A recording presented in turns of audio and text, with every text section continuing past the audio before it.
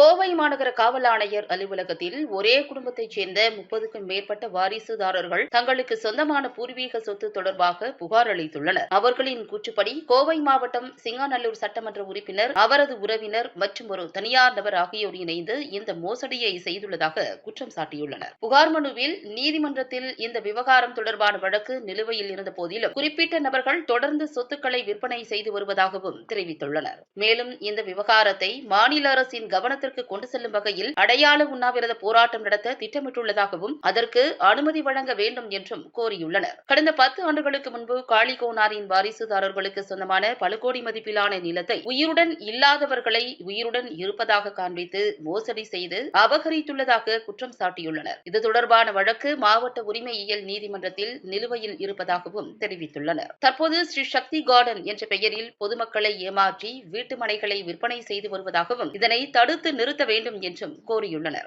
மோசடியாக வீட்டு மனைகளை விற்பனை செய்யும் நபர்கள் மீது நடவடிக்கை எடுக்க வேண்டும் என்றும் வலியுறுத்தியுள்ளனர். சிங்காநல்லூர் சட்டமன்ற உறுப்பினர் ஜெயராமன், அவருடைய உறவினர் மணிகண்டன் மற்றும் ஸ்ரீவாரி ரியல் எஸ்டேட் நிறுவனம் ஆகியோர் இணைந்து தங்களுடைய சொத்துக்களை திட்டமிட்டு மோசடி செய்துள்ளதாகவும் குற்றம் சாட்டியுள்ளனர். இதுகுறித்து ஏற்கனவே புகார் அளித்தும் எந்த நடவடிக்கையும் எடுக்கப்படவில்லை எனவும் தெரிவித்துள்ளனர். தங்கள் உயிருக்கு ஏதேனும் ஆபத்து ஏற்பட்டால் மேற்கூறிய மூவரும் தான் பொறுப்பு என்றும் எச்சரித்துள்ளனர். வணக்கங்க, என் பேர் உஷா. கமிஷன் ஆஃபீஸில் நாங்கள் பெட்டிஷன் கொடுக்கறதுக்கு வந்திருக்கோங்க. எங்களுடைய பாட்டன் சொத்துக்கு, பாட்டன் காளிகோனாருங்க, பாட்டன் சொத்துக்காக நாங்கள் இங்கே வந்திருக்கோம். நாங்கள்லாம் பாருங்கள், எல்லாருமே வாரிசு.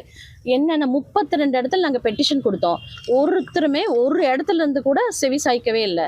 நாங்கள் இது எங்கள் சொத்தை யார் அபகரிச்சிருக்காங்கன்னா சிங்காநல்லூர் எம்எல்ஏ ஜெயராம் அவர்களும், அது போக அவருடைய மச்சா மணிகண்டனும், அது போக ஸ்ரீவாரிங்கிற ஸ்ரீவாரி குரூப் மிகப்பெரிய சதி வேலையில் இறங்கி எங்களுடைய சொத்தை பூராத்தி அபகரிச்சிருக்காங்க. நல்லா தெளிவாக தெரிஞ்சுக்கோங்க மக்களே, அவ்வளோ ஆக்ரோஷத்தோடு நாங்கள் வந்திருக்கோம். எங்களுடைய சொத்து அத்தனையும் அவங்க கையில் ஆக்கிரமிச்சு அவங்க எப்படி எங்கள் சொத்தை எப்படிங்க அவங்க கையில் கொடுக்கலாம்? நாங்களாம் எங்க சொத்தை எடுத்து எப்படி எம்எல்ஏ பதவி எப்படி வந்தது? நாங்க பார்த்து ஏற்படுத்தி வச்சதுதான் எம்எல்ஏங்கிற பதவியில் இருந்துட்டு, பதவி இருக்குன்னா என்ன வேணா பண்ணலாமா? சொத்தை வாங்கி கொடிஷியாங்கிற இடத்துல வந்து 350 கோடி சொத்தை நில ஆக்கிரமிப்பு, கவர்மெண்டோட இடத்த நில ஆக்கிரமிப்பு பண்ணி பிஜேபி முன்னாள் மாவட்ட தலைவர் இவங்களும் சேர்ந்து அந்த நிலத்துல அவங்களே பட்டா போட்டு நிலத்தை வித்திருக்காங்க. ஆச்சுங்களா? எப்படிப்பட்டவங்க நல்லா யோசிச்சுக்கோங்க. அவங்க வந்து பசிக்கு திருடல, ருசிக்கு திருடி இருக்காங்க. நல்லா ஞாபகம் வச்சுக்கோங்க மக்களே, நல்லா ஞாபகம் வச்சுக்கோங்க. அவங்க எல்லாம் மிகப்பெரிய ஒரு கொள்ளை அடிக்கிறவங்க. அவங்க எங்க சொத்தை எடுத்து அவங்க அவர்கிட்ட எப்படி கொடுக்கலாம்? எம்எல்ஏ கிட்ட அவருக்கு பதவி இருக்குங்கிறக்காக எங்களை மிரட்டுறாங்க. நீங்க எப்படி கேஸ் கொடுக்கலாம் அப்படின்னு சொல்லி மிரட்டுறாங்க. எங்களை அடிக்க வராங்க. எங்க அண்ணன் அடிக்கிறாங்க, எங்க அண்ணன் அடிச்சிருக்காங்க. இவங்களை சும்மா விடலாமா? நாங்க சத்தியமா விட மாட்டோம். எங்க உயிர் போனாலும் சரி, நாங்க இந்த இடத்த வாங்காம விடவே மாட்டோம். அவ்வளவுதான் நான் சொல்ல. 350 கோடி சொத்து மதிப்பை வந்து ஆக்கிரமிச்சு பண்ணி இதை வித்திருக்காங்க. இதுக்கு வந்து ஹைகோர்ட் அவங்களுக்கு நல்ல அரெஸ்ட் வாரண்டே வந்திருக்கு. அந்த மாதிரி இருக்கக்கூடிய ஆளுங்க வந்து எங்க சொத்தை கொண்டு போய் யார் கொடுத்துருக்காங்க?